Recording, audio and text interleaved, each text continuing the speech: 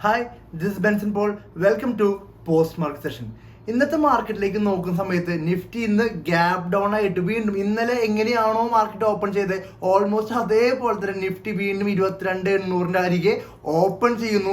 ഇന്നലത്തെ പോലെ തന്നെ മേലേക്ക് മൂവ് ചെയ്യാനായിട്ടുള്ള ശ്രമം നടത്തുന്നു. പക്ഷെ മേലേക്ക് മൂവ് ചെയ്തെങ്കിലും ഒരു 22,900 അവിടെ ആ മൂവ് സ്റ്റക്ക് ആവുന്നു. അവിടെ തന്നെ മാർക്കറ്റ് മെയിൻറ്റെയിൻ ചെയ്യുന്നതാണ് കാണാൻ പറ്റിയേക്കുന്നത്. അപ്പോൾ ഇന്നലത്തെ മാർക്കറ്റിലേക്ക് നോക്കുന്ന സമയത്ത് അത് 23,000 ക്രോസ് ചെയ്ത് പോയിട്ടുണ്ട്. അപ്പോൾ അതേപോലത്തെ ഒരു ബുള്ളിഷ് റാലി ആയിരുന്നു തുടക്കത്തിൽ ഇനീഷ്യലി പ്രതീക്ഷിച്ചിരുന്നുണ്ടെങ്കിലും ഒരു 10 മണിക്ക് ശേഷം തൊട്ട് മാർക്കറ്റ് അവിടെ നിന്ന് ഫർദർ ആയിട്ട് അപ്സൈഡിലേക്കോ താഴേക്കോ മൂവ് ചെയ്തിട്ടില്ല എന്നാണ് മനസ്സിലാക്കാനായിട്ട്. അപ്പോൾ എനിക്ക് തോന്നുന്നു ഇന്ന് ഓൾമോസ്റ്റ് ഒരു 10:50 ആകുമ്പോൾ, അതായത് അല്ലാത്ത ലൈവ് 11 മണിക്ക് പോകുന്നുണ്ട്. അതിന് മുന്നായിട്ട് തന്നെ ഞാൻ ട്രേഡ് ഇൻട്രാഡേ ട്രേഡ് ഇനിഷ്യേറ്റ് ചെയ്തിട്ടുണ്ടായിരുന്നു. ഒരു ലോട്ടിലാണ് ഞാൻ ട്രേഡ് ചെയ്തിട്ടുണ്ടായിരുന്നത്. ഞാൻ ചെയ്ത് ഇത്ര ഉണ്ടായിരുന്നുള്ളൂ. മാർക്കറ്റ് സൈഡ് വേസ് ആവുന്നുള്ളത് നമുക്ക് ഏകദേശം ഒരു ധാരണ കിട്ടിയ സമയത്ത് ഞാൻ ഓപ്ഷൻസ് സെല്ല് ചെയ്യാൻ തുടങ്ങി. അതായത് 22,900 ഒരു കോൾ ഓപ്ഷൻ സെല് ചെയ്തു. അതേപോലെ തന്നെ 22,800 ഒരു പുട്ട് ഓപ്ഷൻ സെല് ചെയ്തു. അത് കാരണം കൊണ്ട് തന്നെയാണ് ഞാൻ ലൈവിൽ പോകുന്ന സമയത്ത് പറഞ്ഞിട്ടുണ്ടായിരുന്നു ഇന്ന് ഓപ്ഷൻ ബൈ ചെയ്യാൻ നോക്കണ്ട, മാർക്കറ്റിൽ പ്രത്യേകിച്ച് വലിയ മൂവ് കിട്ടാനുള്ള സാധ്യത കുറവായിരിക്കും. കാരണം ഓപ്ഷൻ സെല്ലേഴ്സ് നല്ല രീതിയിൽ തന്നെ 22,900 കോൾ ഓപ്ഷനും പുട്ട് ഓപ്ഷനും ഒരേപോലെ സെല്ല് ചെയ്യണത് നമുക്ക് ആയിട്ട് നോക്കുമ്പോൾ കാണാനും സാധിക്കുന്നുണ്ടായിരുന്നു.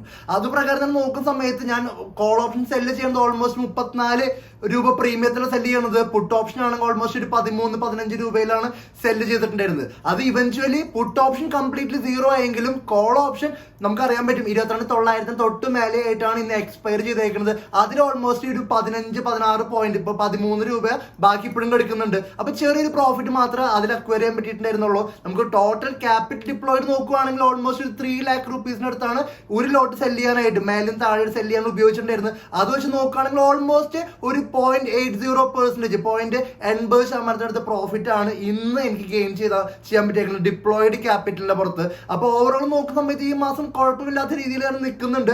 അതേപോലെ ബാങ്ക് നിഫ്റ്റിയിൽ നോക്കുന്ന സമയത്ത് ഇതിനേക്കാൾ നിഫ്റ്റിയേക്കാളും ബുദ്ധിമുട്ടുള്ള ഒരു ഇൻഡെക്സ് ആയിട്ടാണ് ബാങ്ക് നിഫ്റ്റി കാണാൻ പറ്റിയേക്കുന്നത്. തീരെ തന്നെ മൂവ് ഇല്ല എന്നുള്ളതാണ് ബാങ്ക് നിഫ്റ്റിയിൽ നോക്കുമ്പോൾ കാണാൻ പറ്റുന്നത്. നിഫ്റ്റിയിൽ നോക്കുന്ന സമയത്ത് നമുക്ക് കാണാം കഴിഞ്ഞ 3-4 ദിവസമായിട്ട് ഒരേ റേഞ്ചിന്റെ അകത്ത്, അത് 22,800 സപ്പോർട്ട്, അതേപോലെ തന്നെ മേലെ നോക്കുകയാണെങ്കിൽ 22,900, 23,000 വരെയുള്ള ആ ഒരു റേഞ്ചിനകത്ത് ഓൾമോസ്റ്റ് 200 പോയിന്റ് റേഞ്ചിനകത്താണ് നിഫ്റ്റി നിൽക്കുന്നത്. ബാങ്ക് നിഫ്റ്റി ഇന്ന് വളരെ ടൈറ്റ് റേഞ്ചിലായിരുന്നു ട്രേഡ് ചെയ്തിട്ടുണ്ടായിരുന്നത്. അപ്പോൾ ബാങ്ക് നിഫ്റ്റിയിലും ഒക്കെ ഓപ്ഷൻ ബൈ ചെയ്തവർക്ക് കുറച്ച് അധികം ബുദ്ധിമുട്ട് കിട്ടിയിട്ടുണ്ടാവും എന്ന് വിചാരിക്കുകയാണ്. അത് കാരണം കൊണ്ടാണ് എല്ലാ ദിവസവും രാവിലെയുള്ള 11 മണിക്ക് ലൈവ് അറ്റൻഡ് ചെയ്യാൻ പറഞ്ഞത്. അതേപോലെ തന്നെ ബാക്കിയുള്ള കാര്യങ്ങളിലേക്ക് നോക്കുന്നത് ഇന്ത്യ വിക്സിന് ഡ്രോപ്പ് ആയിട്ടുണ്ട്. അതും കൂടി മെയിൻ ആയിട്ടുള്ള കാരണമാണ്. നല്ല രീതിയിൽ പ്രീമിയം DKയുടെ കൂടെ തന്നെ എക്സ്പയറി ആണ്. അതിന്റെ കൂടെ തന്നെ നമുക്ക് എന്ത് കാണാൻ സാധിക്കുന്നുണ്ട്, നമുക്ക് ഇന്ത്യ വിക്സ് ഇന്ന് ഓൾമോസ്റ്റ് എത്ര ശതമാനം ഇന്ത്യ വിക്സിലേക്ക് നോക്കുന്ന സമയത്ത് ഒരു 4% ഡ്രോപ്പ് ഇന്ത്യ വിക്സിലും കാണാൻ സാധിക്കുന്നുണ്ട്. അതേപോലെ സെക്ടർ വൈസ് നോക്കുകയാണെങ്കിൽ ഇന്ന് ഏറ്റവും നന്നായി ബെറ്റർ ആയിട്ട് പെർഫോം ചെയ്തേക്കുന്ന സെക്ടർ എന്ന് പറഞ്ഞ നിഫ്റ്റി PSE ആണ്, പബ്ലിക് സെക്ടർ എന്റർപ്രൈസ് ആണ് ഏറ്റവും ബെറ്റർ ആയിട്ട് ഒരു 2.15% ഒരു അപ്സൈഡ് ആ സെക്ടർ പെർഫോം ചെയ്തിട്ടുണ്ട്. പിന്നെ പറയുന്നത് മെറ്റലും എനർജിയുമാണ്. താഴേക്കുള്ള പെർഫോമൻസ് നോക്കുകയാണെങ്കിൽ നിഫ്റ്റി ഫിനാൻഷ്യൽ സർവീസസും നിഫ്റ്റി ബാങ്ക് തന്നെയാണ് മോശമായിട്ട് പെർഫോമൻസ് കാഴ്ചവെച്ചേക്കുന്ന സെക്ടേഴ്സ്. അതേപോലെ തന്നെ 52 വീക്ക് ഹൈയിലെത്തിയേക്കുന്ന കുറച്ച് സ്റ്റോക്കുകളുണ്ട് F&O സെക്ടറിലുള്ളത്. അത് UPLും ശ്രീ സിമെന്റ്സും ആണ് 52 വീക്കിന്റെ ഹൈയിൽ എത്തി നിൽക്കുന്ന സ്റ്റോക്കുകൾ. അതേപോലെ തന്നെ 52 വീക്കിന്റെ ലോയിലുള്ളത് ITCയും ബിർള സോഫ്റ്റ് ആണ്. ഇതൊക്കെ മണി കൺട്രോളിൽ നിന്ന് നോക്കിക്കഴിഞ്ഞാൽ കാണാൻ പറ്റുന്ന ഡാറ്റ മാത്രമാണ്. അതേപോലെ തന്നെ ബാക്കിയുള്ള കാര്യങ്ങളിലേക്ക് നോക്കുന്ന സമയത്ത് US ഇൻഡെക്സ് ഇന്നലെ ഗെയിനിങ്ങിൽ തന്നെയാണ്, ഒരു ബുള്ളിഷ് ആയിട്ടുള്ള ക്ലോസിംഗ് തന്നെയാണ് US മാർക്കറ്റ് തന്നേക്കുന്നത്.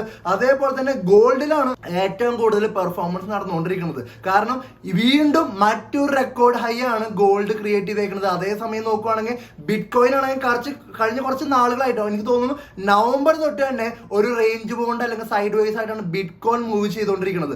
അതിൽ കൂടെ തന്നെ നമ്മളുടെ US 10-year ബോണ്ട് ഈൽഡ് നോക്കുകയാണെങ്കിലും അതും ഓൾമോസ്റ്റ് മേലത്തെ ടോപ്പിൽ തന്നെ നിൽക്കുന്നതാണ് ഇപ്പോഴും കാണാൻ പറ്റുന്ന കാര്യങ്ങൾ. അപ്പൊ ഇതൊക്കെ തന്നെയാണ് അടുത്ത ദിവസത്തേക്ക് നോക്കുന്ന സമയത്തും ഈ റേഞ്ച് തന്നെ, ഇപ്പൊ നമ്മൾ പറയുന്ന റേഞ്ച് തന്നെയാണ്. അതിന്റെ കൂടെ തന്നെ OI ഡാറ്റയിലേക്ക് നോക്കുന്ന സമയത്തും അതിൽ നെക്സ്റ്റ് വീക്കിലത്തെ എക്സ്പയറികൾ കാര്യം പറഞ്ഞ് നോക്കുന്ന സമയത്ത് 23,000 കോൾ ഓപ്ഷൻസ് ആണ്, പുട്ട് ഓപ്ഷൻസ് ആണെങ്കിലും ഏറ്റവും കൂടുതൽ ബിൽഡപ്പ് ഉള്ളത് 23,000 അറൗണ്ട് ആണെന്നുള്ളത്. അങ്ങനെയാണെന്നുണ്ടെങ്കിൽ OI ഡാറ്റ പ്രകാരം ആ സെല്ല് ചെയ്തേക്കുന്ന ആൾക്കാരെ എക്സ്പെക്ട് ചെയ്യുന്നത് 23,000 മേലും താഴേക്കായിട്ട് പ്രൈസ് നിൽക്കും എന്നുള്ളത് തന്നെയാണ് ഇപ്പോഴും അനുമാനിക്കുന്നത്. ഒരു വ്യക്തമായ ഡയറക്ഷൻ കിട്ടുന്നില്ല എന്നുള്ളതാണ് OI ഡാറ്റ നോക്കുമ്പോൾ കാണാൻ സാധിക്കുന്നത്. അതിന്റെ ഒപ്പം തന്നെ ന്യൂസിലേക്ക് നോക്കുന്ന സമയത്ത് അവിടെ കാണാൻ സാധിക്കുന്ന കാര്യം എന്ന് പറഞ്ഞാൽ ടെസ്ല ഇന്ത്യയിൽ പ്രവർത്തനം ആരംഭിക്കുന്ന കാര്യങ്ങളെ പറ്റിയാണ് ഇപ്പൊ ചർച്ച നടന്നുകൊണ്ടിരിക്കുന്നത്. ആദ്യത്തെ ഘട്ടമായിട്ട് ഇമ്പോർട്ട് ചെയ്യുകയാണ് EV കാറുകൾ. ജർമ്മനിയിൽ ടെസ്ലയ്ക്ക് അവരുടെ മാനുഫാക്ചറിംഗ് കമ്പനി ഉണ്ട്. ആ കമ്പനിയിൽ നിന്ന് കാറുകൾ ഇമ്പോർട്ട് ചെയ്യപ്പെടും. രണ്ടാമത്തെ ഘട്ടമായിട്ട് ഇന്ത്യയിൽ മാനുഫാക്ചറിംഗ് യൂണിറ്റ്സ് തുടങ്ങിയേക്കാം എന്നുള്ള കാര്യങ്ങൾ ന്യൂസ് റിപ്പോർട്ട്സിലൊക്കെ ഒരു റൂമേഴ്സ് ഒക്കെ കാണുന്നുണ്ടെന്നുള്ളതാണ്. അപ്പൊ നമുക്ക് ഇത് മാർച്ച് 2024 ഇന്ത്യൻ ഗവൺമെന്റിന്റെ ഒരു നയം പ്രകാരം പറയുന്ന കാര്യം എന്ന് പറഞ്ഞു കഴിഞ്ഞാൽ 8,000-ഓളം കാറുകൾ വേണമെന്നുണ്ടെങ്കിൽ ഇന്ത്യയിലേക്ക് ഒരു 15% കസ്റ്റം ഡ്യൂട്ടിയിൽ ടെസ്ലയ്ക്ക് ഇമ്പോർട്ട് ചെയ്യാം, ഇവിടേക്ക് ഇന്ത്യയിൽ ഇമ്പോർട്ട് ചെയ്യാം. പക്ഷെ ഒരു കണ്ടീഷൻ ഉണ്ട്. അതായത് ഇന്ത്യയിലെ ഒരു $500 മില്യൺ ഒരു ഫാക്ടറി തുടങ്ങണം, അല്ലെങ്കിൽ ഇൻവെസ്റ്റ്മെന്റ് തുടങ്ങിക്കഴിഞ്ഞാൽ ഒരു 8,000 കാർ വരെ 110% ടാക്സ് ആലോചിക്കണം. അതിനെതിരെ 15% ഇമ്പോർട്ട് ടാക്സ് ആയിട്ട് കൊണ്ടുവരാൻ സാധിക്കും എന്നുള്ളതാണ്. അതേപോലെ തന്നെ ഇന്ത്യയിലെ ടെസ്ല മാനുഫാക്ചറിംഗിന്റെ ആശയങ്ങൾ വരുമ്പോൾ തന്നെ ഇന്ത്യയിൽ പല സ്റ്റേറ്റുകളും നമ്മുടെ സ്റ്റേറ്റില് മാനുഫാക്ചറിംഗ് കൊണ്ടുവരണം എന്ന രീതിയിൽ ആശയങ്ങൾ കൊണ്ടുവരുന്നുണ്ട്. അതിൽ ഏറ്റവും ആദ്യം വരുന്ന കുറച്ച് സംസ്ഥാനങ്ങൾ നോക്കിയാൽ ഗുജറാത്ത്, മഹാരാഷ്ട്ര, തമിഴ്നാട്, തെലുങ്കാന എന്നുള്ളതാണ്. അപ്പോൾ ഏത് സ്റ്റേറ്റിലാണ് ടെസ്ലയുടെ മാനുഫാക്ചറിംഗ് യൂണിറ്റ് വരാൻ പോകുന്നത് കണ്ടു തന്നെ അറിയണം. അങ്ങനെയാണെന്നുണ്ടെങ്കിൽ നാളെ അടുത്ത ദിവസം നമുക്ക് വീക്കെൻഡ് ആണ്. അപ്പൊ നല്ല രീതിയിൽ ട്രേഡ് ചെയ്യുക. നിങ്ങൾ വ്യക്തമായിട്ടുള്ള അഭിപ്രായങ്ങളും നിങ്ങളുടെ സജഷൻസും താഴെ കമന്റ് ബോക്സിൽ നോട്ട് ചെയ്യാൻ ശ്രമിക്കുക.